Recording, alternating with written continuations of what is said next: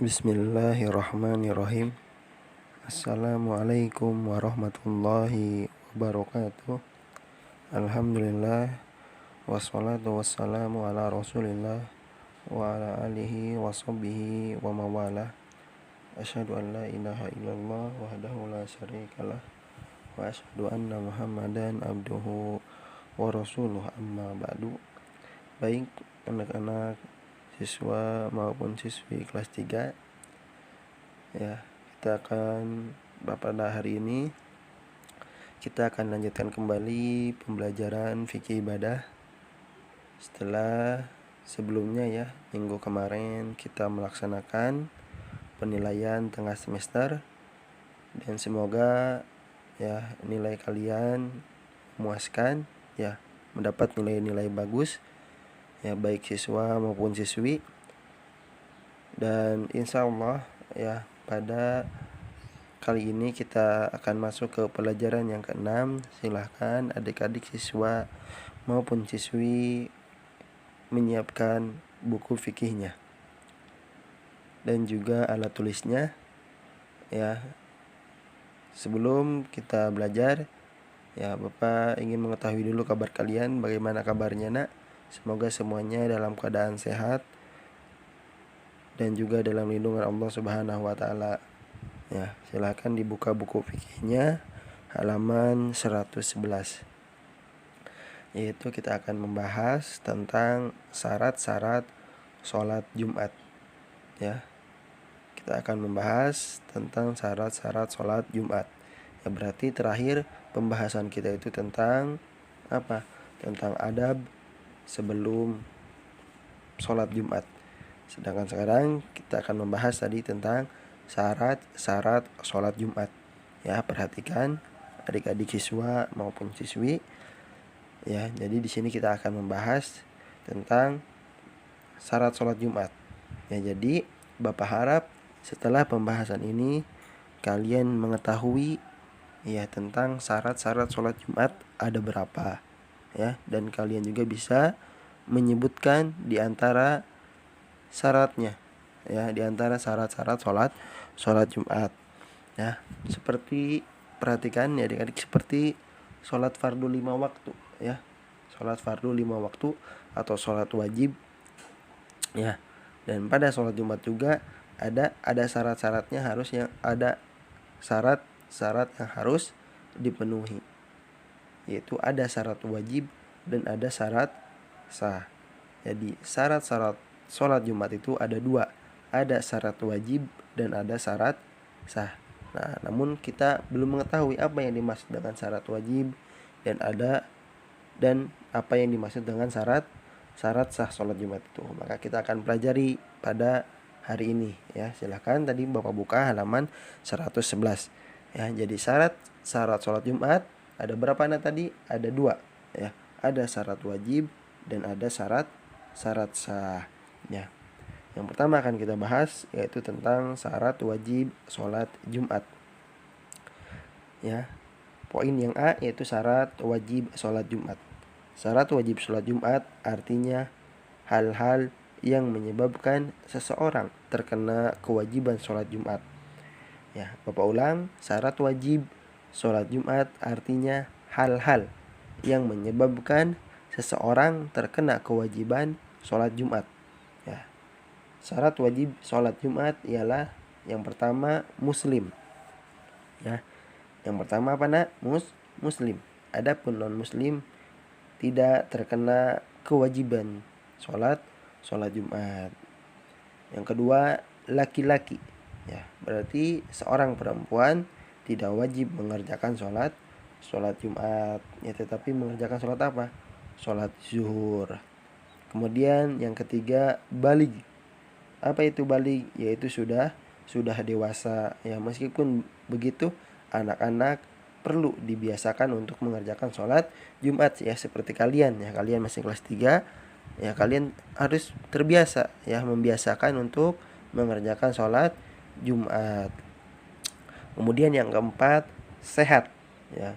Berarti orang yang sakit tidak terkena kewajiban sholat Jumat. Dan yang kelima yang termasuk ke dalam syarat wajib sholat yaitu orang yang mukim. Ya, ingat orang yang mukim. Apa itu mukim? Ya, berarti dia tidak sedang berpergian, dia sedang ada di mana? Di tempat tinggal dia, ya, di daerah dia. Misalnya dia sedang di Tangerang atau sedang di Jakarta, bukan dalam keadaan sedang berpergian. Jadi bukan orang yang sedang safar, ya, atau orang yang sedang berpergian. Karena orang yang sedang berpergian dia tidak terkena kewajiban sholat Jumat. Ya, orang yang safar tidak terkena kewajiban apa? Sholat Jumat. Jadi ada berapa, nak? Ada 5, ya, yang termasuk ke dalam syarat wajib sholat itu. Ya, yang pertama tadi apa? Muslim. Yang kedua laki-laki. Yang ketiga baligh. Yang keempat sehat. Dan yang kelima orang yang mukim. Ya, orang yang sedang atau bukan orang yang sedang safar atau berpergian. Nah, itulah ya tentang syarat wajib sholat Jumat. Ya, hal-hal yang menyebabkan seseorang terkena kewajiban sholat Jumat ada 5. Nah, kemudian yang kedua yaitu poin yang B, yaitu tentang syarat sah sholat Jumat. Perhatikan, dibuka halaman selanjutnya, halaman 112. Ya, tadi syarat wajib sholat Jumat, sekarang syarat sah sholat Jumat. Ya, jadi apa yang dimaksud dengan syarat sah sholat Jumat itu? Artinya hal-hal yang harus dipenuhi agar ibadah sholat Jumat menjadi sah. Nah, itu yang dimaksud dengan syarat sah sholat Jumat. Sedangkan tadi syarat wajib sholat Jumat itu hal-hal yang menyebabkan seseorang terkena kewajiban sholat Jumat. Ada 5 yang tadi. Sedangkan syarat sah sholat Jumat adalah hal-hal yang harus dipenuhi, ya, hal-hal yang harus dipenuhi agar ibadah sholat Jumat itu menjadi sah. Syarat sah sholat Jumat itu diantaranya yang pertama, ya, dilaksanakan di suatu perkampungan atau kota. Itu yang pertama. Yang kedua, dilaksanakan di masjid. Dan yang ketiga, terdapat 2 khutbah yang diselingi dengan duduk sejenak. Nah, ini yang termasuk ke dalam syarat sah sholat Jumat, yaitu ada 3. Yang pertama, dilaksanakan di suatu perkampungan atau kota, yaitu di suatu daerah. Kemudian ya, dilaksanakan di masjid. Dan yang ketiga, terdapat dua khutbah yang diselingi dengan duduk sejenak. Nah, itulah yang termasuk ke dalam syarat sah sholat Jumat. Ya, ada 3 tadi. Jadi wajib hukumnya bagi jamaah, ya, untuk mendengarkan khutbah. Ya, perhatikan adik-adik, ketika kalian mengerjakan sholat Jumat, nah kan di situ ada khutbah, maka kalian wajib untuk mendengarkan khutbah. Dan ketika khotib, ya, atau khotib, ya, orang yang berkhutbah sudah naik mimbar, maka kita dilarang berbicara sedikit pun. Ketika khotib sedang berkhutbah, ya, kita dilarang berbicara sedikit pun, ya, dilarang mengobrol, apalagi bercanda, ya, sekalipun hanya meminta orang untuk diam, ya, sebab berbicara ketika khotib sedang berkhutbah dapat mengurangi kesempurnaan ibadah sholat Jumat kita. Ya, jadi Bapak harap ya adik-adik siswa dan siswi kelas 3, ya, ketika kalian pergi ke masjid mengerjakan sholat Jumat, ya, kalian dengarkan ketika khotib sedang berbicara, ya, tidak bermain apalagi bercanda. Adapun sebelum khotib naik mimbar, maka kita dianjurkan untuk apa? Untuk sholat sunnah tahiyatul masjid 2 rakaat, ya. Kemudian salat sunnah 2 rakaat berulang-ulang semampunya. Namun bagi orang yang terlambat untuk masuk masjid, cukup sholat sunnah tahiyatul masjid sekalipun khotib sedang berkhutbah. Nah, itu saja ya, mungkin yang bisa Bapak sampaikan untuk pembelajaran kali ini tentang syarat sholat Jumat. Ya, Bapak ulang, ada berapa tadi syarat-syarat sholat Jumat itu? Ada 2. Ada syarat wajib dan ada syarat sah. Kemudian syarat wajib itu apa? Hal-hal yang menyebabkan seseorang terkena kewajiban sholat Jumat. Ada 5 ya syarat wajib itu. Muslim, laki-laki, baligh, sehat, dan orang yang sedang mukim. Kemudian syarat sah sholat Jumat, yaitu hal-hal yang harus dipenuhi agar ibadah sholat Jumat itu menjadi sah.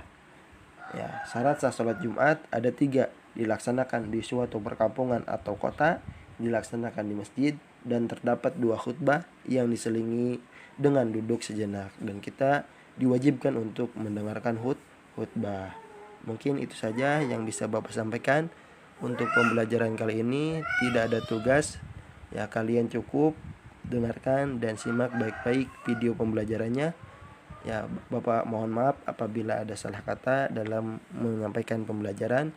Bapak tutup dengan doa kafaratul majlis. Subhanaka Allahumma wa bihamdika asyhadu an la ilaha illa anta astaghfiruka wa atubu ilaik. Wassalamualaikum warahmatullahi wabarakatuh.